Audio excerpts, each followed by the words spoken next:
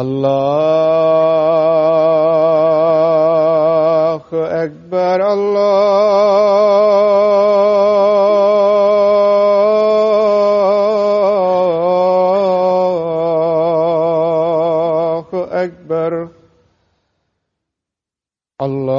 الله أكبر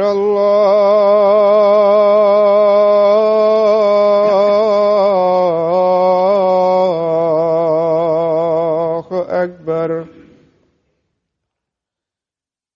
أشهد أن لا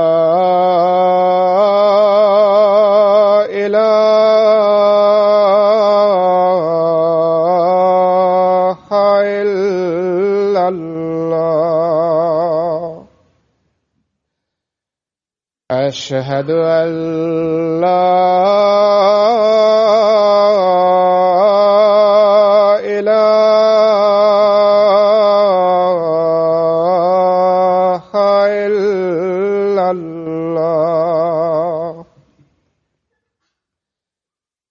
أشهد أن محمدًا رسول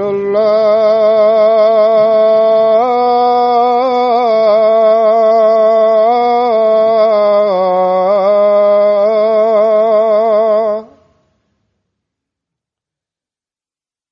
أشهد أن محمدًا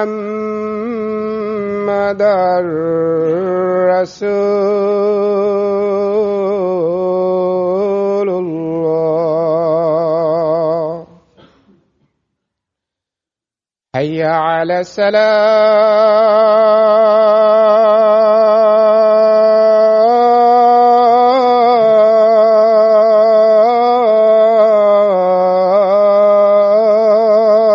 الصلاة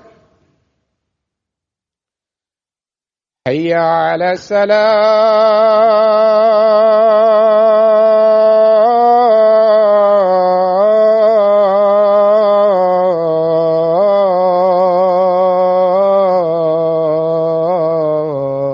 السلام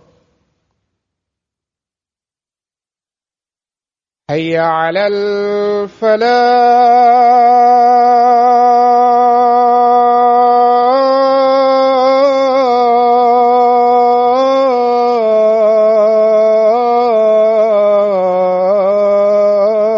الفلاح حي على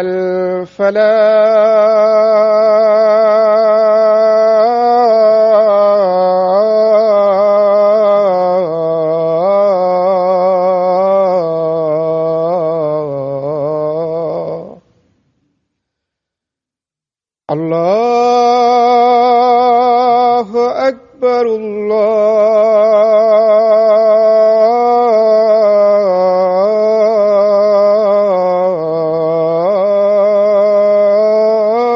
الله أكبر لا إله إلا الله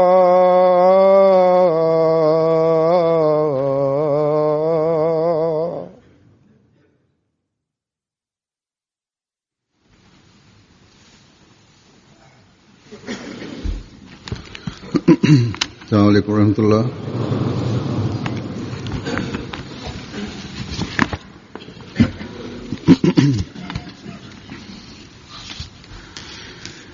أشهد أن لا إله إلا الله وحده لا شريك له وأشهد أن محمدًا عبده ورسوله أما بعد فأعوذ بالله من الشيطان الرجيم بسم الله الرحمن الرحيم الحمد لله رب العالمين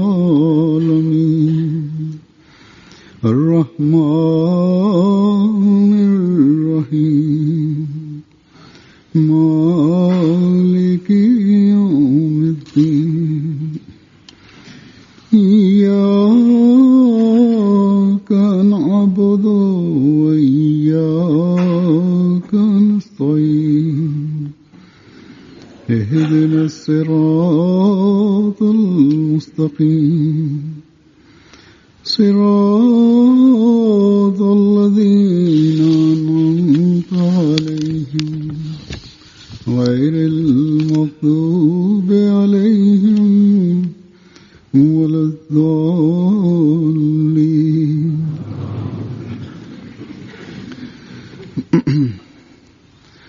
अल्लाह ताला के फजल से अगले जुमे से इंशाअल्लाह जलसा सालाना यूके शुरू हो रहा है। जलसा शुरू होने से बहुत पहले அல்லாஹ்வின் அருளால் இன்ஷா जलसे அல்லாஹ் का काम शुरू அடுத்த हो जाता है। ஜும்மாவிலிருந்து யூகேவின் ஆண்டு மாநாடு यूके का जलसा ஆரம்பமாகிறது. सालाना ஆண்டு மாநாடு தொடங்குவதற்கு வெகு நாட்களுக்கு முன்னதாகவே அதன் வேலைகள் ஆரம்பமாகிவிடுகின்றன. யூகேவின் ஆண்டு மாநாட்டிற்காக தற்காலிகமான ஏற்பாடுகள் செய்து தற்காலிகமாக ஒரு நகரமே அமைக்கப்படும் அளவிற்கு மிகவும் விரிவானதாகும். பாகிஸ்தானில் மாநாடுகள் நடந்தன. அங்கு மாநாட்டிற்கான ஏற்பாடுகள் நிரந்தரமான ஏற்பாடுகளை கொண்டதாக இருந்தன. நிரந்தரமாக பல லங்கர்கள் இயங்கி வந்தன. அவ்வாறே தங்குவதற்கான ஏற்பாடும் கிட்டத்தட்ட நிரந்தரமானதாக இருந்தன. இதற்கு முன்னதாக பள்ளிக்கூடங்களும் கல்லூரிகளும் ஜமாத்திற்கு சொந்தமாக இருந்தபோது அது விருந்தினர்களை தங்க வைக்கும் இடமாக இருந்தன. ஆனால் அவற்றை அரசு எடுத்துக்கொண்ட பின் பிற தங்கும் இடங்கள் அமைக்கப்பட்டன. அதிகமான எண்ணிக்கையில் மக்கள் வந்ததன் காரணமாக கூடாரங்கள் அமைத்து தற்காலிகமாக தங்கும் இடங்களும் அமைக்கப்பட்டன. இது தவிர ரப்வாவில் வசிப்பவர்களும் விருந்தினர்களின் ஒரு பெரும் எண்ணிக்கையை தம் வீடுகளில் தங்க வைத்தனர். அவர்களுக்கு உணவு லங்கர்ஹானாவிலிருந்து கொடுக்கப்பட்டு வந்தது. எவ்வாறு இருப்பினும் ரப்வாவின் மாநாட்டிற்கு சில நிரந்தரமான ஏற்பாடுகள் இருந்தன. ஒரு நீண்ட கால அனுபவத்தால் ஒரு நிரந்தரமான அமைப்பு இருந்ததுடன் ரப்வாவின் மக்களும் இந்த ஏற்பாடுகளை செய்வதில் திறமைசாலிகளாக ஆகிவிட்டனர். அவர்களின் இந்த பொலிவு மற்றும் தர்பியத்தின் இந்த சுற்றுச்சூழல் மற்றும் தொண்டாற்றுவதற்கான உணர்வு ஆகியவை இவர்களின் வாழ்வில் மீண்டும் அங்கமாக ஆவதற்கு இறைவன் வழிவகை செய்வானாக. அவ்வாறே காதியானிலும் பல வகை ஏற்பாடுகள் இப்போது நிரந்தரமாகிவிட்டன. மாநாட்டு திடல் மட்டுமே அதிகமாக தற்காலிக ஏற்பாட்டின் அடிப்படையில் செய்ய வேண்டியதுள்ளது. லங்கர்ஹானாவிற்காக அஹ்மதி அல்லாத அல்லது முஸ்லிம் அல்லாத பிற கூலி ஆட்களை வரவழைக்க வேண்டியதுள்ளது. உணவு சமைப்பதற்கும் ரொட்டி சுடுவதற்கும் சமையல்காரர்களை வெளியிலிருந்து ஏற்பாடு செய்ய வேண்டியதுள்ளது. ஆனால் அங்கும் லங்கர்ஹானா நிரந்தரமான ஏற்பாடு உள்ளது. இவ்வாறே ஜெர்மனியிலும் பல நிரந்தரமான ஏற்பாடுகள் உள்ளன. ஹால் கிடைத்திருப்பதால் இந்த ஏற்பாடு நிரந்தரமாக உள்ளது. உணவு சமைக்க வேண்டியதுள்ளது. அவர்கள் கடையிலிருந்து ரொட்டி வாங்குகின்றனர். அதை அவர்கள் புதிய ரொட்டி என்று எண்ணி சாப்பிடுகின்றார்கள். ஆனால் அது ஒரு வாரம் கடந்த பழைய ரொட்டி என்று நான் கருதுகிறேன். அவ்வாறு இல்லை என்றால் ஜெர்மன் மக்கள் தகவல் அனுப்புவதில் மிகவும் சுறுசுறுப்பானவர்களாவர். இன்று மாலைக்குள் இந்த ரொட்டிகள் புதியவையா அல்லது பழைய ரொட்டிகளா என்று தகவல் அனுப்பிவிடுவார்கள். அவ்வாறே உலகின் பிற நாடுகளில் நடக்கும் மாநாடுகளின் நிலையும் ஆகும். ஆனால் இங்கிலாந்தின் ஆண்டு மாநாடு ஹிலாஃபத் இங்கு இருப்பதன் காரணமாக சர்வதேச மாநாடாகிவிட்டது. கடந்த மாநாடு வரை A to Z எல்லா ஏற்பாடுகளும் தற்காலிகமானதாக இருந்தன. முன்பு இஸ்லாமாபாத்தில் மாநாடுகள் நடந்தன. அங்கு உணவு சமைப்பதற்கு ஒரு நிரந்தரமான ஏற்பாடு இருந்தது. அவ்வாறே ஓரளவு ரொட்டியின் தேவையும் அங்கிருந்த ரொட்டி சுடும் இயந்திரத்தின் மூலம் நிறைவேறி வந்தது. ஆனால் மாநாடு ஹதீகத்துல் மஹதிக்கு மாற்றப்பட்ட பிறகு கடந்த 2-3 மாநாடுகளில் உணவு இங்கு அமைக்கப்பட்ட தற்காலிகமாக லங்கரில் சமைக்கப்பட்டு வந்தது. ஏனெனில் இஸ்லாமாபாத்திலிருந்து உணவு இங்கு கொண்டு வருவதில் சிரமம் ஏற்பட்ட அனுபவம் உண்டு. கொஞ்சம் ரொட்டி இஸ்லாமாபாத்தில் சமைக்கப்பட்டு இங்கு கொண்டு வரப்பட்டது, கொஞ்சம் கடைகளிலும் வாங்கப்பட்டன. இதன் காரணமாக மிகவும் அதிக சிரமம் ஏற்பட்டு வந்தது. ஆகவே இங்குள்ள கவுன்சிலுடன் பேச்சுவார்த்தை நடத்தி ஹதீகத்துல் மஹதியில் நிரந்தரமான ஒரு சமையலறை கட்டுவதற்கு அனுமதி கிடைக்க வேண்டும் என்று முயற்சி செய்தோம். ஏனெனில் கூடாரங்கள் அமைத்து தற்காலிகமான சமையலறை உருவாக்குவது மிகவும் சிரமமாக இருப்பதுடன் இன்னும் சில வகையில் அது ஆபத்தானதும் கூட. இவ்வாண்டு கவுன்சில் கருணை கூர்ந்து நிரந்தரமான சமையலறை கட்டுவதற்கு அனுமதி தந்தது. ஸ்டோரேஜுக்காக வைக்கப்பட்ட ஷெட்டுகளின் ஒன்றை உள்ளேயும் வெளியேயும் சரி செய்து நிரந்தரமான சமையலறை லங்கருக்காக தயாராகிவிட்டது. இன்ஷா அல்லாஹ் இனி தேவைக்கு ஏற்ப இங்கேயே உணவு தயாராகிவிடும் என்று எதிர்பார்க்கிறோம். ஆனால் ரொட்டிக்கு என்ன செய்வது என்ற கேள்வி எழுந்தது. அதற்காக முந்தைய வழக்கத்தை போன்றே கடைகளில் வாங்கியும் இஸ்லாமாபாத்தில் சமைத்தும் கொண்டு வந்து விடலாம் என்று அமீர் சாஹிப் மற்றும் பிறர் கருதினர். புதிய இயந்திரம் ஒன்றை வாங்குங்கள் என்று நான் கூறினேன். ஆனால் செலவு அதிகமாகும் என்பதால் அவர்கள் தயங்கினர். மேலிடம் உங்களுக்கு கடன் கொடுக்க வாய்ப்புள்ளது என்று நான் கூறியதும் அவர்களுக்கு ரோஷம் வந்தது. கொஞ்சம் செலவு செய்ய முன்வந்தனர். அல்லாஹ்வின் அருளால் லெபனானிலிருந்து ரோட்டி பிளான்ட், அதாவது ரொட்டி சுடும் இயந்திரம் வாங்கப்பட்டது. பாகிஸ்தானில் உள்ள நமது ஓர் தூய அஹ்மதி நண்பர் லெபனான் சென்று இந்த இயந்திரத்தை வாங்கி இங்கு வந்து வைத்தார். இப்போதும் அதற்காக நேரத்தை செலவிடுகின்றார். காதியானிலும் ரப்வாவிலும் இந்த இயந்திரத்தை வைத்த அனுபவம் இவருக்கு உண்டு. எனவே இந்த பணி இங்கு மிகவும் அழகிய முறையில் நடந்துவிட்டது. ஹதீகத்துல் மஹதியிலும் மாநாட்டின் போது அல்லாஹ்வின் அருளால் உணவு சமைப்பதற்கும் ரொட்டி சமைப்பதற்கும் நிரந்தரமான ஏற்பாடு உள்ளது. இதற்காக அனுமதி வழங்கிய கவுன்சிலுக்கும் நாம் நன்றி தெரிவிக்கின்றோம். அல்லாஹ் தாலா அவர்களுக்கு இதற்கான நற்கூலியை வழங்குவானாக. ஆனால் இருப்பினும் உலகில் நடக்கின்ற பிற நாடுகளின் மாநாட்டை இத்துடன் ஒப்பிடுகையில் ஏறக்குறைய 30,000 பேரை தங்க வைப்பதற்கான ஏற்பாடுகளில் பெரும்பாலும் இன்னும் தற்காலிகமானவையாகவே உள்ளன.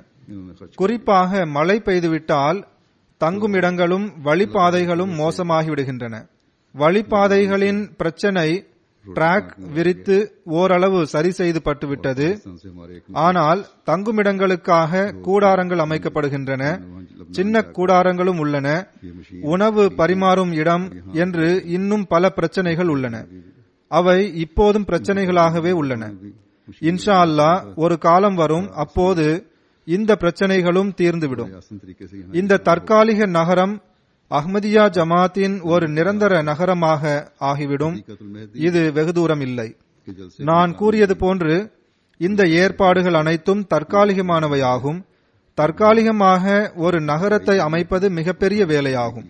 இதன் பெருமளவு ஏற்பாடுகளை நமது தன்னார்வ தொண்டர்கள் செய்கின்றனர். ஹுத்தாம்களும் உடல் ஆரோக்கியமுள்ள அன்சார்களும் இந்த பணியை வகாரே அமல் மூலம் செய்கின்றனர். கடந்த வெள்ளிக்கிழமை நான் தற்செயலாக ஹதீகத்துல் மஹதி சென்றேன். அங்கு ரொட்டி மிஷின் அமைக்கப்பட்டு அதை பரிசோதித்துக் கொண்டிருந்த மக்களை தவிர இளைஞர்களும் குழந்தைகளும் பெரியவர்களும் தமது பணிகளை செய்வதற்கு அங்கு வந்து சேர்ந்திருந்தனர். மாநாட்டின் ஏற்பாடுகளை 2-3 வாரங்களுக்கு முன்பே சிறந்த முறையில் நிறைவேற்ற முயற்சி செய்து கொண்டிருந்தனர். இங்கு இன்னொன்றையும் நான் சொல்லிவிட விரும்புகின்றேன். ரொட்டி மிஷினை கொண்டு வந்து வைத்து அதை இயக்குகின்ற பணியை வெளியிலிருந்து வேறு கம்பெனிகள் ஏதும் செய்யவில்லை.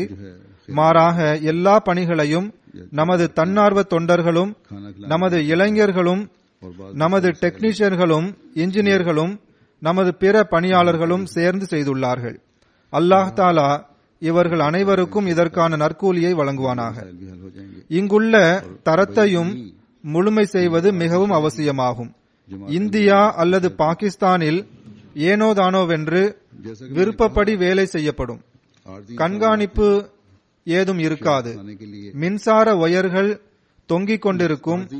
எல்லாம் தற்காலிக வேலையாக இருக்கும் அல்லது சில அடிப்படை அம்சங்கள் மட்டும் இருக்கும். ஆனால் இங்கு அப்படி அல்ல. ஒவ்வொரு பணியும் செக்கிங் செய்யப்படும். அரசு துறை வந்து மேற்பார்வையிடும். ஒப்புதல் வழங்கப்பட்ட பிறகு அடுத்த வேலையை செய்ய அனுமதி வழங்கப்படும். அல்லாஹ்வின் அருளால் ரொட்டி மிஷின் மற்றும் சமையலறை அவர்கள் கூறிய தரத்தின்படி அமைந்திருந்ததால் அதற்கான அனுமதியும் கிடைத்தது. நான் கூற வந்த நோக்கம் என்னவென்றால், தற்காலிகமாக ஏற்பாடுகளை செய்வதற்கும் பிற இடங்களை விட இங்கு அதிகமாக உழைக்க வேண்டியது உள்ளது. அல்லாஹ்வின் அருளால் அஹ்மதி வாலண்டியர்ஸ் மிகவும் ஆர்வத்துடனும் அக்கறையுடனும் இந்த பணிகளை செய்கின்றனர். ஜமாத்திற்காக நேரத்தை ஒதுக்க வேண்டும் என்ற இந்த உணர்வு அஹ்மதிகளின் தனிப்பெரும் அடையாளமாக ஆகிவிட்டது. ஒவ்வொரு வேலைக்காகவும் அஹ்மதிகள் தமது தியாகத்தை முன்வைக்கின்றனர். பொறியாளர்களின் பிரிவு தன் பணியை செய்து வருகிறது. மருத்துவர்கள் பிரிவு தன் பணியை செய்து வருகிறது. இன்னும் பிற துறைகளைச் சேர்ந்தவர்கள் தத்தமது பணிகளை செய்வதற்காக தமது நேரத்தை செலவிடுகின்றனர். முழு வருடமும் அவர்கள் தமது இந்த பணிகளை செய்து வந்தாலும் மாநாட்டு பணிகள் தனியாக நடக்கின்றன. ஆகவே இங்கு தன்னார்வ தொண்டு பணிகள் அதிகமாக நடைபெறுகின்றன. இது அஹ்மதியா ஜமாத்தின் தனிப்பெரும் சிறப்பாகும். குறிப்பாக முழு வருடமும் தர்பியத் வழங்கியதன் காரணமாக மாநாட்டின் போது விருந்தினர்களை உபசரிப்பது உலகெங்கிலும் உள்ள அஹ்மதிகளின் தனி சிறப்பாகிறது. குழந்தைகள், இளைஞர்கள், ஆண்கள், பெண்கள் அனைவரும் மாநாட்டின் நாட்களில் தொண்டு செய்ய வேண்டும் என்ற மனப்பான்மையில் உள்ளனர். அவர்களிடம் ஒப்படைக்கப்பட்ட பொறுப்புகளை நிறைவேற்ற மிகவும் மும்முரமாகவும் ஈடுபாட்டுடனும் உழைக்கின்றனர். அவ்வாறு இருக்கவும் வேண்டும். ஏனெனில் மாநாட்டிற்கு வருகின்ற விருந்தினர்கள் ஹசரத் மசீஹ் மவ்ஊத் அலைஹிஸ்ஸலாத்து வஸ்ஸலாம் அவர்களின் விருந்தினர்களாவர். இந்த விருந்துபசரிப்பு உயர்ந்த நல்லொழுக்கமும் மார்க்க கட்டளையும் ஆகும். இங்கு நான் இதையும் கூறிவிட விரும்புகின்றேன். ஹசரத் மசீஹ் மவ்ஊத் அலைஹிஸ்ஸலாத்து வஸ்ஸலாம் அவர்கள் விருந்துபசரிப்பின் தரம் எவ்வாறு இருந்தது, இதை கூறுவதால் நமது விருந்துபசரிப்பின் தரமும் இன்னும் உயர வேண்டும். ஒருமுறை ஹசரத் மசீஹ் மவ்ஊத் அலைஹிஸ்ஸலாத்து வஸ்ஸலாம் அவர்கள் உடல் நலம் சரியில்லாமல் இருந்தார்கள். அவர்கள் ஓய்வு எடுத்துக் கொண்டிருந்தார்கள். அப்போது ஒரு விருந்தினர் வந்தார். விருந்தினர் வந்துள்ளார் என்று அவர்களுக்கு செய்தி அனுப்பப்பட்டது. உடனே அவர்கள் வெளியில் வந்தார்கள். மேலும் இவ்வாறு கூறினார்கள், விருந்தினருக்கு சில உரிமைகள் உள்ளன. அவர் சிரமப்பட்டு வந்துள்ளார். எனவே நான் அந்த உரிமையை நிறைவேற்றுவதற்காக வெளியில் வந்துவிட்டேன் என்றார்கள். இன்றும் ஹசரத் மசீஹ் மவ்ஊத் அலைஹிஸ்ஸலாத்து வஸ்ஸலாம் அவர்களின் விருந்தினருக்காக இந்த தரத்தை நாம் நிலைநாட்ட வேண்டும். ஏனெனில் இன்று விருந்துபசரிப்பதற்காக நமக்கு வழங்கப்பட்டுள்ள இந்த வாய்ப்பு அவர்கள் வெறும் விருந்தாளிகள் மட்டுமல்ல, மாறாக மார்க்கத்திற்காக பயணத்தை மேற்கொண்டு வருகின்ற விருந்தாளிகளாவர். மாநாட்டின் இந்த 3 நாட்களில் அல்லாஹ் தாலா மற்றும் அவனது தூதரின் கூற்றுக்களை கேட்பதற்காக வருகின்றனர்.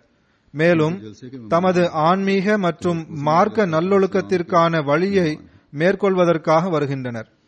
பரஸ்பரம் அன்பு, சகோதரத்துவம் மற்றும் நேசம் ஆகியவற்றின் சூழலை ஏற்படுத்திக் கொள்வதற்காக வருகின்றனர். பல விருந்தினர்கள் மிகவும் சிரமப்பட்டு இங்கு வருகின்றனர். சிலர் தமது வீடுகளில் மிகவும் வசதியாக வாழக்கூடியவர்கள் இங்கு வருகின்றனர். இங்கு உலக வசதி வாய்ப்புகளை பொறுத்தவரை அது ஏறக்குறைய ஒன்றும் இல்லை. இங்கு வந்து அவர்கள் மிகவும் கஷ்டத்துடன் கழிக்கின்றனர். இருந்தும் அவர்கள் வருகின்றார்கள். சில ஏழை விருந்தாளிகளும் உள்ளனர். அவர்கள் தமக்கு சிரமத்தை ஏற்படுத்திக் கொண்டு இங்கு வருகின்றனர். மாநாட்டின் அருட்களை பெறுவதற்காக மட்டுமே அவர்கள் இங்கு வருகின்றனர். ஹசரத் மசீஹ் மவ்ஊத் அலைஹிஸ்ஸலாத்து வஸ்ஸலாம் அவர்களின் குரலுக்கு லெப்பைக் என்று கூறியவாறு காலத்தின் ஹலீஃபாவை சந்திப்பதற்காக மற்றும் அவருடைய கூற்றை கேட்பதற்காக இங்கு வருகின்றார்கள். MTA அஹ்மதிகளை அருகில் கொண்டு வந்துவிட்டது. மாநாட்டின் சூழலுக்கென்று தனி சிறப்புகள் உள்ளன. இன்றைய நாட்களில் விருந்தினருக்கு என்ன சிரமம் இருக்க முடியும் என்று எண்ணக்கூடாது.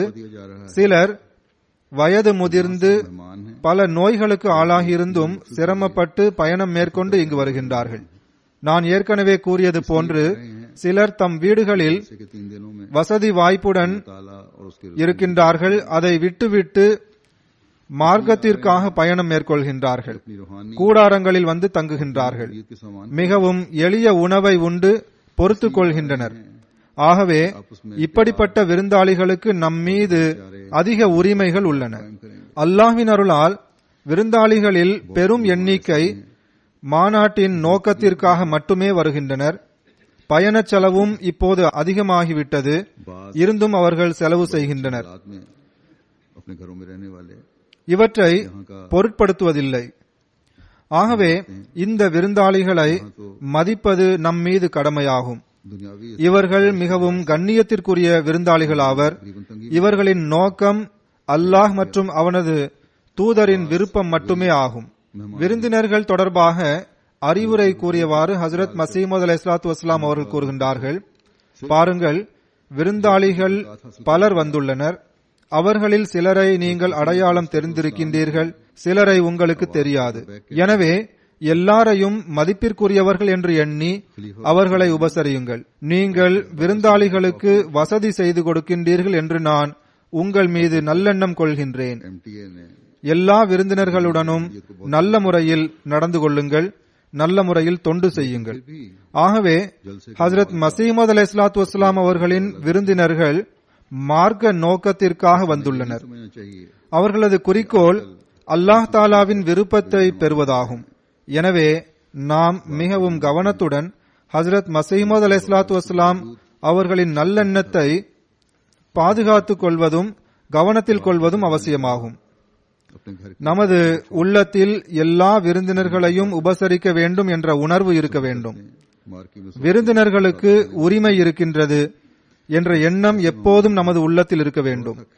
டியூட்டி கொடுக்கின்ற ஒவ்வொருவரும் இந்த உரிமையை சரியாக செலுத்த வேண்டும் என்ற உணர்வு கொண்டவர்களாக இருக்க வேண்டும். जलसे இதனால் ஹஜ்ரத் மசீமது அலைஹிஸ்ஸலாத்து வஸ்ஸலாம் அவர்கள் கொண்ட நல்ல எண்ணத்தின்படி பொருத்தமானவர்களாக நாம் இருக்க வேண்டும். இறைவனின் மசீஹே, இறை தூதர் ஸல்லல்லாஹு அலைஹி வஸல்லம் அவர்களின் உண்மை நேசரே, உமது ஒவ்வொரு அறிவுரையின்படி நாங்கள் இன்றும் செயல்படுபவர்களாக இருக்கின்றோம் என்று கூறுபவர்களாக நாம் இருக்க வேண்டும். ஓர் அஹ்மதியிடம் இதுவே எதிர்பார்க்கப்படுகின்றது. ஒரு நூற்றாண்டு காலம் கடந்த இந்த பயணம் நம்மை ஹஜ்ரத் மசீமது அலைஹிஸ்ஸலாத்து வஸ்ஸலாம் அவர்களின் அறிவுரைகளிலிருந்து கவனமற்றவர்களாக ஆக்கிவிடவில்லை. मौके पर मेहमानों இன்றும் करते हुए நமது குழந்தைகள், முதியவர்கள், இளைஞர்கள், ஆண்கள், பெண்கள் ஆகிய அனைவரும் तुम शनाख्त करते हो தத்தமது கடமைகளை நிறைவேற்ற முடிந்தவரை முயற்சி செய்கின்றனர். இன்ஷா அல்லாஹ் முயற்சி செய்து கொண்டே இருப்பர். ஹஜ்ரத் மசீமது அலைஹிஸ்ஸலாத்து வஸ்ஸலாம் அவர்களின் இந்த வேதனை மற்றும் கவலை எப்போதும் கவனத்தில் கொள்வது அவசியமாகும். இதை கவனத்தில் கொண்டவாறு முயற்சி செய்து கொண்டே இருப்போம். इन सब की ஹஜ்ரத் மசீமது அலைஹிஸ்ஸலாத்து வஸ்ஸலாம் அவர்கள் கூறினார்கள், எந்த விருந்தாளிக்கும் துன்பம் ஏற்படக்கூடாது என்பதில் நான் எப்போதும் கவனமாக இருக்கின்றேன். இதற்காக நான் எப்போதும் வலியுறுத்தி வருகின்றேன். முடிந்தவரை விருந்தாளிகளுக்கு வசதி செய்து கொடுங்கள். के साथ ஹஜ்ரத் மசீமது அலைஹிஸ்ஸலாத்து வஸ்ஸலாம் அவர்கள் கூறினார்கள், விருந்தாளிகளின் உள்ளம் கண்ணாடியை போன்று மிருதுவாக இருக்கிறது. சிறிய மோதல் ஏற்பட்டாலும் அது உடைந்துவிடும். இது மிகவும் முக்கியமான அறிவுரையாகும். இது நமது வாய்வழி பேச்சாக மட்டும் இல்லாமல் செயல்பூர்வமான முன்மாதிரியாக இருக்க வேண்டும். रहना चाहिए உலகின் कि मेहमान பல்வேறு நாடுகளில் மாநாடுகள் நடைபெறுகின்றன. அங்கும் விருந்தினர்கள் வருகின்றனர். ஆனால் இங்கு குறிப்பாக உலகின் பல்வேறு நாடுகளிலிருந்து பல தரப்பட்ட சமுதாயங்களைச் சேர்ந்தவர்கள் மாநாட்டிற்கு வருகின்றனர். उसने जन पर ஒவ்வொரு சமுதாயத்தைச் சேர்ந்தவர்களின் தரம் வெவ்வேறானதாகும். काबिल हों அவர்களின் சகிப்புத்தன்மையின் தரம் வெவ்வேறானதாகும். அவர்களின் பேச்சு, பழக்க வழக்கம் மற்றும் உணர்ச்சிகளை வெளிப்படுத்தும் விதம் பல்வேறானதாகும். அவர்கள் நம் மீது வைத்துள்ள எதிர்பார்ப்புகள் வெவ்வேறானதாகும். अहमदी से அவர்கள் வழங்கும் முன்னுரிமைகள் வெவ்வேறானதாகும். எனவே ஒவ்வொருவருடனும் மிகுந்த ஞானத்துடன் பழகுவது அவசியமாகும். இதற்காக ஹஜ்ரத் மசீமது அலைஹிஸ்ஸலாத்து வஸ்ஸலாம் அவர்கள் வழங்கிய இந்த ஞானம் பொருந்திய அறிவுரையை எப்போதும் நமது கவனத்தில் கொள்வது அவசியமாகும். இதை நாம் கவனத்தில் கொண்டால் பிறகு எல்லா பிரச்சனைகளும் சரியாகிவிடும். அவர்கள் கூறினார்கள், விருந்தினர்களின் உள்ளம் கண்ணாடியை போன்று மிருதுவானதாகும். அதில் சிறிய மோதல் ஏற்பட்டாலும் அது உடைந்துவிடும். தொண்டு செய்யக்கூடிய ஒவ்வொருவரும் இந்த அறிவுரையை நன்றாக மனதில் பதிய வைத்துக் கொண்டால் அவ்வப்போது உருவாகும் சின்ன சின்ன பிரச்சனைகள் கூட உருவாகாது. ஒருபோதும் புகார் வராது. வேண்டுமென்றே பிரச்சனைகளை உருவாக்க நினைப்பவர்களை தவிர வேறு பிரச்சனைகள் ஏதும் உருவாகாது. அப்படி செய்யும் போது சில கடினமான போக்கை தவிர்க்க முடியாது. கடந்த ஆண்டு பெண்கள் பகுதியில் உணவு வழங்கும் போது ஒரு சம்பவம் நிகழ்ந்தது. வெகு தூரம் பகுதியிலிருந்து வந்திருந்த ஒரு பெண் விருந்தினர் ஏதோ காரணத்தினால் கோபமடைந்துள்ளார்கள். அதில் பணிபுரிந்த நபர்களிடம் தவறு இருந்தாலும் இல்லாவிட்டாலும் நாம் இதற்கு பொறுப்பேற்றுக் கொள்ள வேண்டும். அப்போதுதான் சீர்திருத்தம் ஏற்பட முடியும். அதற்காக பல்வேறு விளக்கங்கள் கொடுப்பதற்கு பதிலாக நாம் அதை ஏற்றுக்கொள்ள வேண்டும். இம்முறை தப்ஷீரின் விருந்தினர்களில் ஆண்கள் மற்றும் பெண்கள் பகுதியில் குறிப்பாக கவனம் செலுத்துவது அவசியமாகும். யாருக்கும் எந்த கஷ்டமும் இருக்கக்கூடாது. நான் இப்போது கூறுவது வெளிநாட்டு விருந்தினர்களை பற்றியதாகும். இவர்கள் நான் ஏற்கனவே கூறியது போன்று வெளிநாடுகளிலிருந்து வரும் விருந்தினர்கள் ஆவர். நம்மை பொறுத்தவரை எல்லாருமே விருந்தினர்கள்தான். இந்த துறையில் நான் சில மாற்றங்களை செய்துள்ளேன். இந்த மாற்றங்கள் அமைப்பு ரீதியான மாற்றங்களாகும். நான் அமைப்பாளர்களை மாற்றியுள்ளேன். இதில் பெரும்பாலும் வக்ஃபே நவ் ஆண்களையும் வாக்ஃபாத்தே நவ் பெண்களையும் சேர்த்துள்ளேன். அல்லாஹ்வின் அருளால் பல வக்ஃபே நவ் ஆண்களும் பெண்களும் தமது இந்த பணிகளை பொறுப்பேற்று செய்யும் பக்குவத்தை அடைந்துவிட்டனர். இவ்வாறு வக்ஃபே நவ் ஆண்களையும் பெண்களையும் வழங்கி அல்லாஹ் தாலா நம் மீது மாபெரும் அருள் புரிந்துள்ளான். சிலர் நிரந்தரமாக ஜமாத்திற்கு தொண்டு செய்து கவனித்துக் கொள்கின்றனர். சிலர் தற்காலிகமாக ஏற்பாடுகளில் தொண்டு செய்ய முன் வருகின்றனர். இன்ஷா அல்லாஹ் இதற்கான தரம் முன்பை விட சிறப்பாக இருக்கும் என்று நான் நம்புகிறேன். ஆனால் நபர்களை மாற்றுவதாலோ முகங்களை மாற்றுவதாலோ மட்டும் மேம்பாடு ஏற்படுவதில்லை. மாறாக அல்லாஹ் தாலாவின் அருள் நம்முடன் இருக்க வேண்டும், அவனிடம் துவா செய்ய வேண்டும் என்பதை நினைவில் கொள்ளுங்கள். மேலும் இறைவன் நம்மிடம் எதிர்பார்ப்பதன்படி செயல்பட வேண்டும். இதற்காக இறைவனிடம் நற்பாக்கியம் வேண்டி துவா செய்ய வேண்டும். தவறான எண்ணங்கள் ஏற்பட வாய்ப்பு இல்லாத வண்ணம் அமைய வேண்டும். விருந்து உபசரிப்பது தொடர்பாக நான் ஒன்றை சொல்ல விரும்புகின்றேன். இங்கிலாந்தைச் சேர்ந்த அஹ்மதிகள், குறிப்பாக லண்டனில் வாழ்ந்து வரும் அஹ்மதிகள், வெளிநாடுகளிலிருந்து வரும் விருந்தாளிகள் உங்களுக்கும் விருந்தாளிகள் என்பதை புரிந்து கொள்ளுங்கள். வெளிநாடுகளிலிருந்து வரும் விருந்தினர்களின் எண்ணிக்கை ஏறக்குறைய 30,000 வரை இருக்கலாம். விசா கிடைத்தால் இதைவிட அதிகமாகவும் வாய்ப்புள்ளது. எனவே இங்குள்ள அஹ்மதிகளுக்கு ஒரு குறிப்பிட்ட டியூட்டி இருந்தாலும் இல்லாவிட்டாலும் வெளிநாடுகளிலிருந்து வருபவர்கள் உங்களுடைய விருந்தாளிகள் ஆவர் என்பதை தெரிந்து கொள்ளுங்கள்.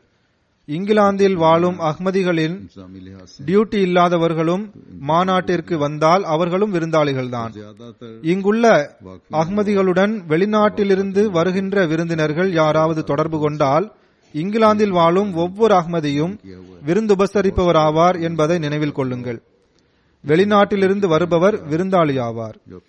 அல்லது இவ்வாறு புரிந்து கொள்ளுங்கள், அதாவது இங்கிலாந்திலிருந்து வருகை தந்துள்ள விருந்தினர்கள் மற்றும் வெளிநாடுகளிலிருந்து வந்துள்ள விருந்தினர்கள் ஆகியவர்களுக்குள் ஏதாவது குறிப்பிட்ட சூழ்நிலையில் யாருக்கு முன்னுரிமை வழங்க வேண்டும் என்ற கேள்வி எழுந்தால் எல்லா நிலையிலும் வெளிநாட்டு விருந்தினர்களுக்குத்தான் முன்னுரிமை வழங்கப்பட வேண்டும். இங்கிலாந்தைச் சேர்ந்த விருந்தினர்கள் அவர்களுக்காக தியாகம் செய்ய வேண்டும்.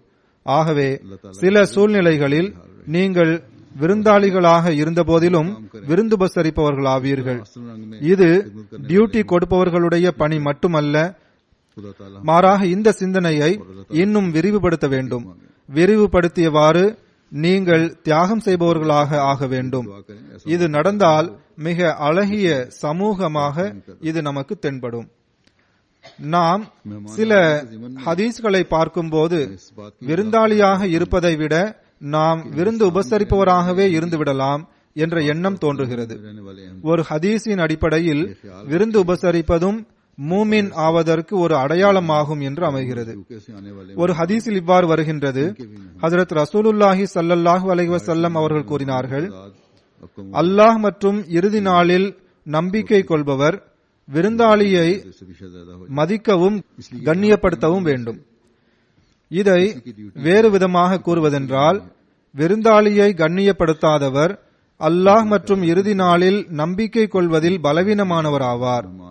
எனவே ஹஜ்ரத் மஸீஹ் அலைஹிஸ்ஸலாத்து வஸ்ஸலாம் அவர்கள் நமக்கு மீண்டும் மீண்டும் விருந்துபசரிப்பது பற்றி கவனமூட்டியுள்ளார்கள் என்றால், தமது எஜமானர் ஹஜ்ரத் முஹம்மது ரசூலுல்லாஹ் ஸல்லல்லாஹு அலைஹி வஸல்லம் அவர்களின் கட்டளையின் காரணமாகவே ஆகும்.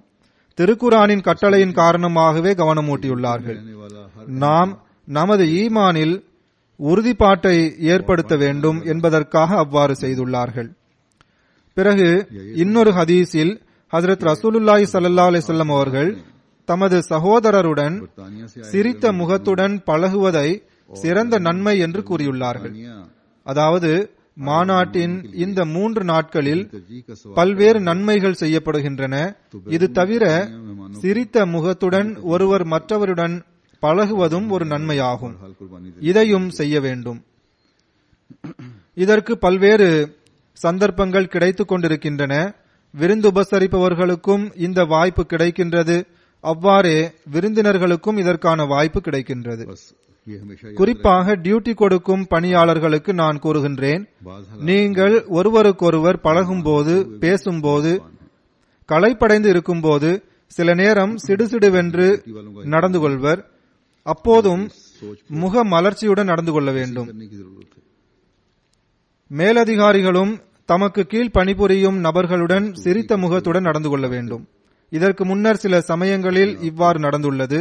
அதாவது சில இடங்கள் அல்லது சில உணவுப் பொருட்கள் சில குறிப்பிட்ட நபர்களுக்கு ஒதுக்கப்பட்டுள்ளன.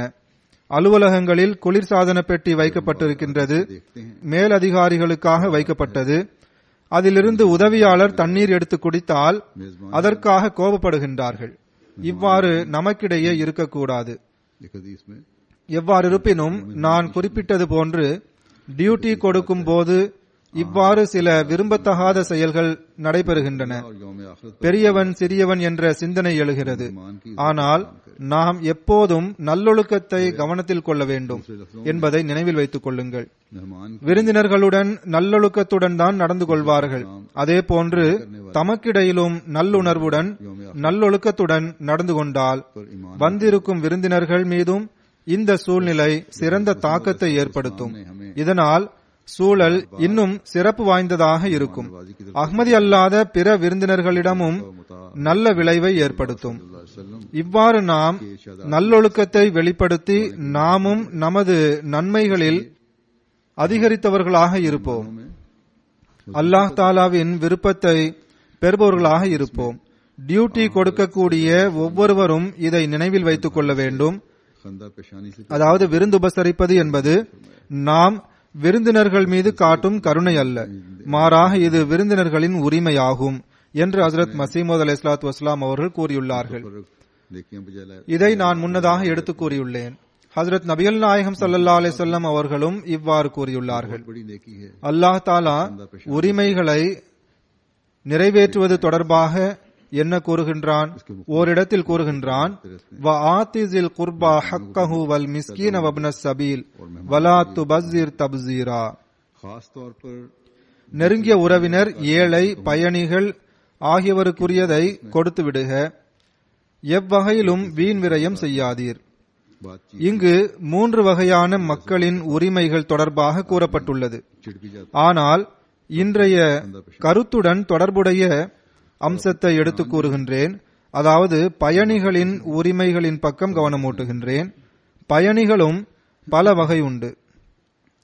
ஆனால் இறைவனுக்காகவும் இறைவன் கூறியதனாலும் பயணம் செய்பவர்கள் எல்லாரையும் விட அதிகமாக நற்பேறு பெற்ற பயணிகளாவர்.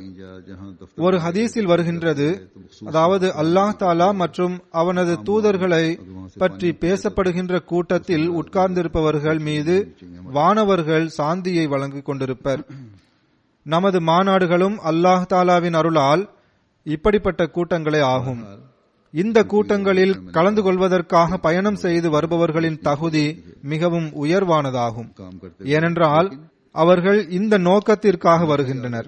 வானவர்கள் அவர்களுக்காக துவா செய்கின்றனர். இப்படிப்பட்ட விருந்தினர்களுக்கு தொண்டு செய்வது மற்றும் விருந்துபசரிப்பதற்கான உரிமையை நிலைநாட்டுபவர்கள் மிகவும் நற்பாக்கியம் பெற்றவர்கள் ஆவர். இறைவன் நிர்ணயம் செய்த அந்த உரிமையை நிறைவேற்றுபவர் நிச்சயமாக இறைவனின் விருப்பத்தை பெறுபவராவார். இறைவனின் விருப்பத்தை ஒருவர் பெற்றுவிட்டால் அவரை விட பேறு பெற்றவர் வேறு யார் இருக்க முடியும்? ஆகவே சற்று சிந்தித்து பார்த்தால் இந்த மாநாட்டின் சூழ்நிலையானது மிகவும் வியக்கத்தக்கதாக உள்ளது.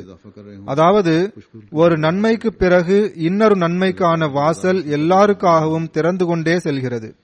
நான் தொடக்கத்தில் கூறியது போன்று தொண்டு செய்யும் மனப்பான்மையுடைய உணர்வை தொண்டு செய்யும் ஒவ்வொரு நபரும் புரிந்து கொள்வது அவசியமாகும். அதை கருத்தில் கொண்டு செயல்படுவது அவசியமாகும். இந்த உணர்வுடன் செயல்படுகின்றனர் என்றாலும் இதில் இன்னும் அதிக வளர்ச்சி பெறுவது அவசியமாகும். ஜமாத்தின் சார்பாக கேட்டுக்கொள்ளப்பட்டது என்பதற்காக, ஏதோ உதவி செய்வதற்காக கூப்பிட்டார்கள் என்பதற்காக, அல்லது குத்தாமுல் அஹ்மதியாவின் சதர் வக்காரை அமல் செய்ய வேண்டும் வாருங்கள் என்று கூப்பிட்டார் என்பதற்காக, அல்லது லஜ்னாவின் தலைவி அழைத்தார்கள் என்பதற்காக, கூட்டத்தோடு கூட்டமாக சேர்ந்துள்ளேன் என்பதற்காக டியூட்டி கொடுப்பவர்கள் பணியாற்றக்கூடாது. மாறாக இறைவனின் விருப்பத்தை பெறுவதே நீங்கள் பணிபுரிவதன் நோக்கமாக இருக்க வேண்டும். ஹஜ்ரத் ரசூலுல்லாஹி ஸல்லல்லாஹு அலைஹி வஸல்லம் அவர்களின் சஹாபாக்கள் அல்லாஹ் தாலாவின் விருப்பத்தை பெறுவதற்காக எவ்வாறு விருந்துபசரித்தார்கள், இவ்வாறு அதற்கான உரிமையை செலுத்தியுள்ளார்கள். இதற்கான ஒரு உதாரணத்தை நான் எடுத்து கூறுகின்றேன். இந்த அறிவிப்பை நாம் எத்தனை முறை கேட்டாலும் படித்தாலும் அது ஒரு புதிய இன்பத்தை வழங்குகின்றது. அதில் புதிய படிப்பினைகள் இருக்கின்றன. ஹஜ்ரத் அபூ ஹுரைரா ரலியல்லாஹு அன்ஹு அவர்கள் அறிவிக்கின்றார்கள், ஒரு பயணி ஹஜ்ரத் ரசூலுல்லாஹி ஸல்லல்லாஹு அலைஹி வஸல்லம் அவர்களிடம் வந்தார். நபி ஸல்லல்லாஹு அலைஹி வஸல்லம் அவர்கள் தம் வீட்டிற்கு ஆள் அனுப்பி விருந்தாளிக்காக வீட்டிலிருந்து உணவு கொடுத்து விடுமாறு கூறினார்கள். தண்ணீரை தவிர இன்று வீட்டில் ஏதும் இல்லை என்று அங்கிருந்து பதில் வந்தது. இதன் பிறகு ஹஜ்ரத் நபிகள் நாயகம் ஸல்லல்லாஹு அலைஹி வஸல்லம் அவர்கள் இந்த விருந்தினருக்கு உணவிற்கான ஏற்பாடு யார் செய்வார் என்று கேட்டார்கள். ஒரு அன்சாரி நான் ஏற்பாடு செய்கிறேன் என்றார். அதன்படி அவர் தன் வீட்டிற்கு சென்றார். தன் மனைவியிடம் ஹஜ்ரத் ரசூலுல்லாஹி ஸல்லல்லாஹு அலைஹி வஸல்லம் அவர்களின் விருந்தினருக்காக உபசரிப்பிற்கான ஏற்பாடு செய் என்றார். அதற்கு இன்று குழந்தைகள் சாப்பிடுவதற்கு மட்டும்தான் உணவு உள்ளது என்று மனைவி கூறினார். சரி, உணவு தயார் செய், விளக்கு ஏற்றி வை, குழந்தைகள் உணவு சாப்பிடும் நேரம் வந்ததும் சமாதானப்படுத்தி தூங்க வைத்துவிடு என்று அன்சாரி கூறினார். அவ்வாறே மனைவியும் உணவு சமைத்தார், விளக்கேற்றி வைத்தார், குழந்தைகளை பட்டினியுடன் தூங்க வைத்து விட்டார். விளக்கை சரி செய்யும் சாக்கில் எழுந்து சென்று விளக்கை அணைத்து விட்டார். பிறகு இருவரும் விருந்தினருடன் சேர்ந்து உட்கார்ந்து தாமும் சாப்பிடுவது போன்று பாவனை செய்தார்கள். இரவு முழுவதும் இருவரும் பசியுடன் இருந்தார்கள். மறுநாள் காலையில் அந்த அன்சாரி ஹஜ்ரத் ரசூலுல்லாஹி ஸல்லல்லாஹு அலைஹி வஸல்லம் அவர்களின் சமூகத்தில் வந்தார். அப்போது அவரை பார்த்து ஹஜ்ரத் நபிகள் நாயகம் ஸல்லல்லாஹு அலைஹி வஸல்லம் அவர்கள், நீர் இரவு செய்த திட்டத்தை பார்த்து அல்லாஹ்வும் புன்னகைத்தான் என்றார்கள். அல்லது நீங்கள் இருவரும் செய்த அந்த செயலை இறைவன் விரும்பினான் என்று கூறினார்கள். அப்போது இந்த வசனம் இறங்கியது. வயூசிரூன அலா அன்ஃபுஸிஹிம் வலவ் கான பிஹிம் ஹிஸாஸா வமன் யூக ஷுஹ நஃப்ஸிஹி ஃபஉலாயிக ஹுமுல் முஃப்லிஹூன். தாங்கள் வறுமையில் இருந்தும் தங்களை விட மற்றவர்களுக்கு இவர்கள் முன்னுரிமை கொடுக்கின்றனர். தங்கள் உள்ளத்தின் பேராசையிலிருந்து விடுவிக்கப்பட்டவர்களே வெற்றி பெற்றவர்களாவர். பாருங்கள், இது எவ்வளவு பெரிய தியாகம். குழந்தைகளை பசியுடன் தூங்க வைத்துவிட்டு விருந்தினருக்கு உணவு வழங்கிவிட்டனர். இன்று அல்லாஹ் தாலாவின் அருளால் இப்படிப்பட்ட நிலை மிக குறைவானவர்களுக்குத்தான் உள்ளது. जवाब आया குறிப்பாக कि सवाज घर में ஜமாத்தின் விருந்தினர்களுக்கு அல்லாஹ்வின் அருளால் இந்த நிலை ஒருவருக்கு கூட இல்லை. सहाबा से फरमाया இந்த முழு குடும்பமும் விருந்து உபசரிப்பதற்காக தியாகம் செய்தது. அந்த விருந்தினரும் काम करता हूँ ஜமாத்தின் விருந்தினரே ஆவார். और अपनी बीवी அவர் மார்க்க நோக்கத்திற்காக வந்த விருந்தினர் ஆவார். के मेहमान की खातिर அவர் ஹஜ்ரத் ரசூலுல்லாஹி ஸல்லல்லாஹு அலைஹி வஸல்லம் அவர்களை சந்திக்க வந்த விருந்தாளி ஆவார். ஹஜ்ரத் நபி பெருமானார் ஸல்லல்லாஹு அலைஹி வஸல்லம் அவர்களுடைய விருந்தாளியாக இருந்தார். चिराग जलाओ இப்படிப்பட்ட முன்னுதாரணத்தை நிலைநாட்டி நமக்கு விருந்து உபசரிப்பதற்கான பாடத்தை வழங்கியுள்ளார்கள். ரசூலுல்லாஹி ஸல்லல்லாஹு அலைஹி வஸல்லம் அவர்களின் விருந்தாளியாக வந்தவருக்கு என்று ஒரு आग दुरुस्त करने के बहाने உயர் தகுதி இருந்தது. இன்று நபி ஸல்லல்லாஹு அலைஹி வஸல்லம் அவர்களின் உண்மை நேசருடைய விருந்தாளிகளுக்கும் இறைவன் மிகவும் முக்கியத்துவம் வழங்கியுள்ளான். ஆகவே வேலை செய்கின்ற ஒவ்வொருவரும் இந்த முக்கியத்துவத்தை கருத்தில் கொண்டு செயல்பட வேண்டும். होगा பாருங்கள், வெளிப்படையாக பார்த்தால் இவ்வாறு செய்வது அநியாயமாக தெரியும். या फरमाया कि குழந்தைகளை வலுக்கட்டாயமாக பட்டினி போட்டுள்ளார்கள். ஆனால் தியாகம் மற்றும் சேவையின் ஒரு உயர்ந்த முன்மாதிரி நிலைநாட்டப்பட்டுள்ளது. अला अनफुसिहिम இதில் முழு குடும்பமும் சேர்ந்துள்ளது. वमन का शोहर மகிழ்ச்சியுடனும் வேறு வழியின்றியும் இந்த தியாகத்தில் பங்கு பெற்றுள்ளார்கள். मोमिन நிச்சயமாக அந்த குழந்தைகளுக்கும் இறைவன் மிக அதிகமாக होते हैं அருளை வழங்கியிருப்பான். இவ்வசனத்தின் கருத்தில் இது காணப்படுகின்றது. அல்லாஹ் தாலா அப்படிப்பட்ட மக்களை முஃப்லிஹூன், அதாவது வெற்றியாளர்கள் என்று கூறுகின்றான். வெற்றியாளர்கள் என்பதன் பொருளை நாம் பார்க்கும்போது இதன் விரிவான அர்த்தத்தை நாம் புரிந்து கொள்ள முடிகின்றது.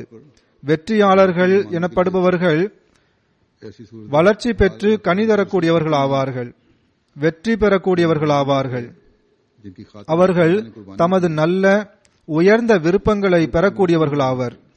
இதன் காரணமாக மகிழ்ச்சியை பெறக்கூடியவர்களும் நன்மையை பெறக்கூடியவர்களும் ஆவர். थे आपके मेहमान थे நிரந்தரமாக இந்த நன்மைகள் மற்றும் வெற்றியின் நிலையில் வாழக்கூடியவர்கள் ஆவர். मेहमान नवाजी வாழ்வின் நிம்மதியையும் திருப்தியையும் பெறக்கூடியவர்களாவர். वो मेहमान இவர்களே பாதுகாப்பின் கீழ் வரக்கூடியவர்களாவர்.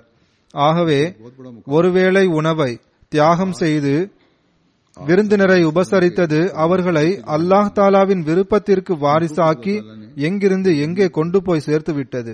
बस हर काम இறைவனின் விருப்பத்துடன் इस अहमियत இவ்வனைத்தும் கிடைத்துவிட்டால் பிறகு அவருக்கு வேறு என்ன வேண்டும்? देखें बज़ाहिर ये जुल्म लगता ஆகவே எப்போதும் நினைவில் கொள்ள வேண்டும், रखा இதுவே விருந்துபசரிப்பவர்களுக்கு கிடைக்கும் உயர் தகுதியாகும். का एक आला नमूना நாம் நமது விருந்தினர்களுக்கு தொண்டு செய்து அடைய வேண்டிய உயர் நிலை இதுவாகும்.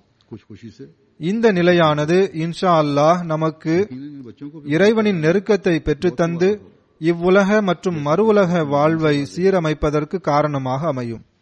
अल्लाह ताला எனவே ஹஜ்ரத் மசீமது அலைஹிஸ்ஸலாத்து வஸ்ஸலாம் அவர்களின் விருந்தினர்களுக்கு தொண்டு செய்யும் நல் வாய்ப்பை நமக்கு வழங்கி அல்லாஹ் தாலா நம்மை तो इसकी वसअत का पता चलता வெற்றியாளர்களுடன் சேர்ப்பதற்கான வழிகளை திறந்து வைக்கின்றான். जो कामयाब நமது எல்லா சேவகர்களும் எல்லா பணியாளர்களும் ख्वाहिशात இந்த அருளை பெறுபவர்களாக இருக்க அல்லாஹ் அருள் செய்வானாக. करने वाले மேலும் மாநாட்டிற்கான ஏற்பாடுகள் நடக்கின்றன.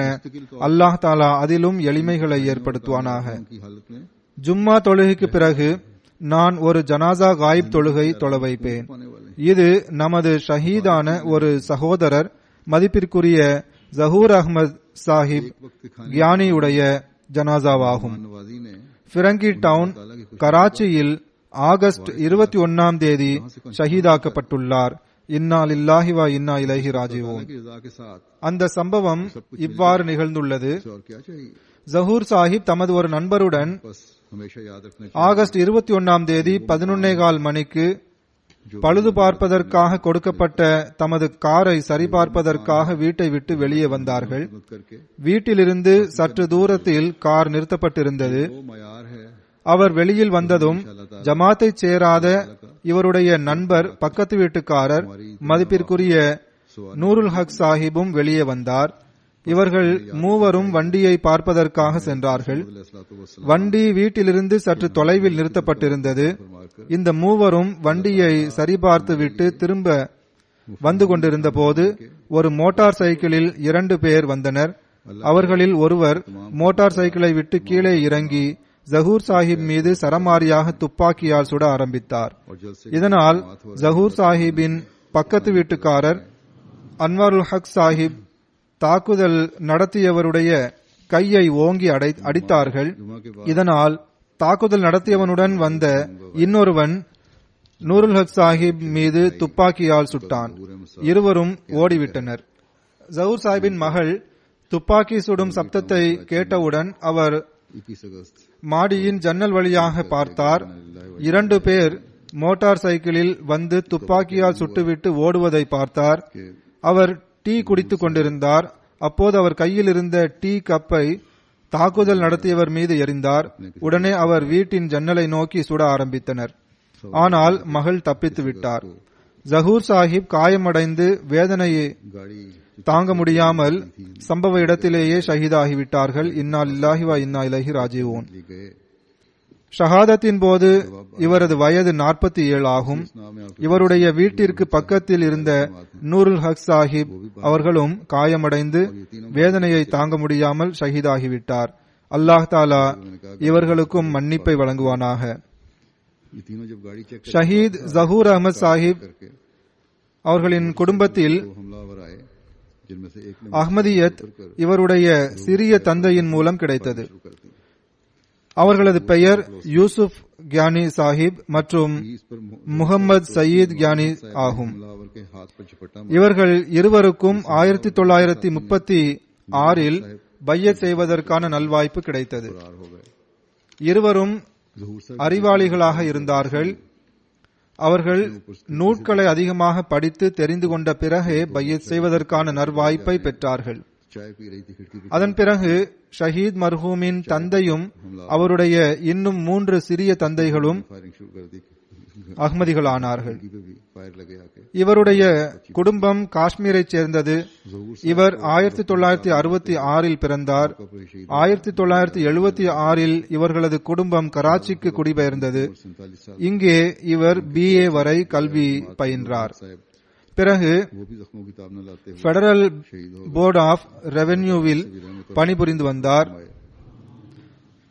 ஷஹாதத்தின் போது கஸ்டம்ஸ் துறையின் ஆன்டி ஸ்மக்லிங்கில் கிளர்க்காக பணிபுரிந்து வந்தார். ஜஹூர் சாஹிப் ஜமாத்துடன் சிறந்த ஒத்துழைப்பு வழங்கக்கூடியவராக இருந்தார். மிகவும் நல்ல மனிதர். பொருள் தியாகம் செய்வதில் முன்னணியில் இருக்கும் நபர் ஆவார். விருந்து உபசரிப்பது இவருடைய சிறப்பு பண்பாக இருந்தது. வீட்டிற்கு வந்த விருந்தினர்களை உபசரிக்காமல் திருப்பி அனுப்பியதே இல்லை. ஜமாத்தின் பொறுப்பாளர்களை மதிப்பவராவார்.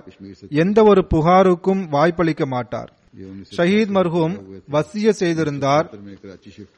அவ்வாறே இவருக்கு தப்லீக் செய்வதிலும் அதிக ஆர்வம் இருந்தது.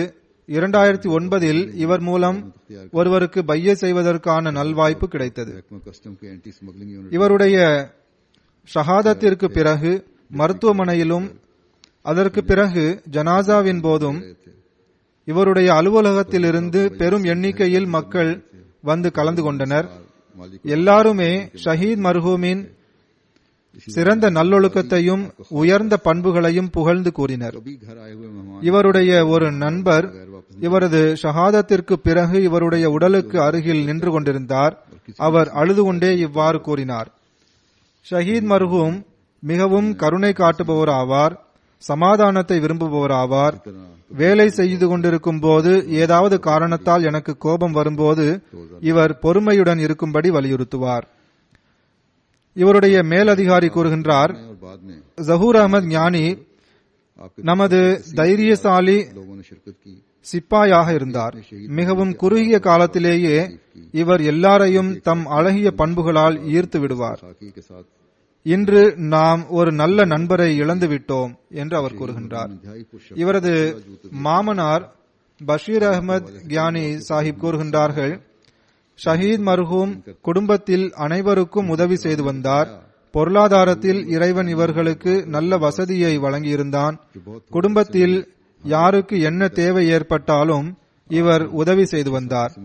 குடும்பத்தை தவிரவும் தேவை என்று இவரிடம் யார் வந்தாலும் அவர் வெறுங்கையோடு திருப்பி அனுப்பியதில்லை. खानदान में हर एक की मदद किया करते थे। குழந்தைகளுடனும் இவர் மிகவும் கருணையுடன் நடந்து கொள்வார். குழந்தைகளின் தேவைகளை முழுமையாக கவனித்து வந்தார். கல்வியை கவனித்து வந்தார். இவருடைய மனைவி கூறுகின்றார்கள், नहीं जाता था। அல்லாஹ் தாலா இவருக்கு நல்ல உள்ளத்தை வழங்கியிருந்தான். ஷஹீத் ஆக்குவதற்காகவே இவருக்கு நல்ல உள்ளத்தை இறைவன் வழங்கியிருந்தான் போலும். रहती उनको இவர் குழந்தைகளை ஒருபோதும் திட்டியது கிடையாது. आपकी अलिया ने ஷஹாதத்திற்கு முன் இவர் கூறினார், எனது காலணிகளை துடைத்து வை, நான் இப்போது வெளியில் சென்று வருகிறேன் என்று கூறி சிரித்த முகத்துடன் கீழே இறங்கி வந்தார். துப்பாக்கி சூட்டிற்கு பிறகு நான் குழந்தைகளுடன் வீட்டிலிருந்து வெளியே வந்ததும் அவர்களை பார்த்தோம். அவர் என்னையும் என் குழந்தைகளையும் சிரித்த முகத்துடன் பார்த்தார். காயமடைந்த நிலையில் அவர் பார்த்தது விடை பெறுவதற்காக உயிரை இறைவனிடம் ஒப்படைத்தார். குழந்தைகளை ஒருபோதும் அதட்டியதில்லை. ஆனால் எம்டிஏவில் என்னுடைய குத்பா வரும்போது குழந்தைகள் கண்டிப்பாக அதை பார்க்க வேண்டும் என்று கூறுவார். இதற்காக கோபப்படுவார். குத்பாவை ஏன் கேட்கவில்லை என்று கேட்பார். பெண் பிள்ளைகளுடன் மிகவும் குறிப்பான அன்பு மற்றும் கருணை காட்டி வந்தார்.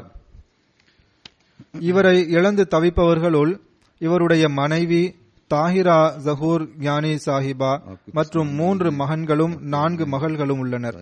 இம்ரான் ஞானி 20 வயது, காம்ரான் ஞானி 14 வயது, 20 साल की उम्र है। कामरान சர்ஃபராஸ் 3 வயது. மகள்களில் நூரு சபா 16 வயது, 16 साल, நூருல் ஐன் 14 साल, 14 வயது, 7 साल, அத்தியத்துல் முஜீப் 7 வயது, ஃபாயிகா ஜஹூர் 5 வயது फरमाए ஆகிய சிறுவர்கள் இருக்கின்றார்கள். அல்லாஹ் தாலா மர்ஹூமின் தரஜாக்களை உயர்த்துவானாக. இவரது குழந்தைகளை இறைவன் தன் பாதுகாவலில் வைப்பானாக. இவரது மனைவியையும் தன் பாதுகாவலில் வைப்பானாக. இந்த இழப்பை பொறுத்து கொள்ளும் நல் வாய்ப்பை வழங்குவானாக.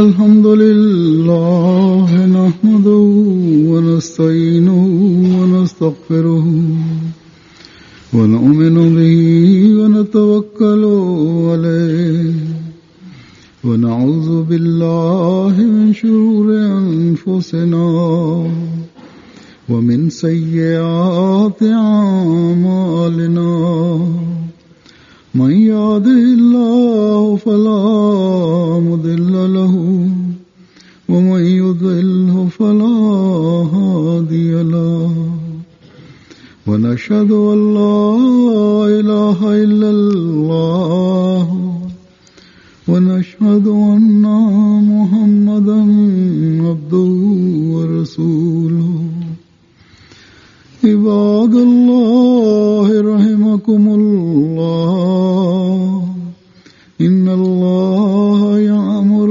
بالعدل والإحسان وإيتاء ذي القربى وينهى عن الفحشاء والمنكر والبغي يعظكم لعلكم تذكرون اذكروا الله يذكركم وادعوه يستجب لكم ولذكر الله أكبر.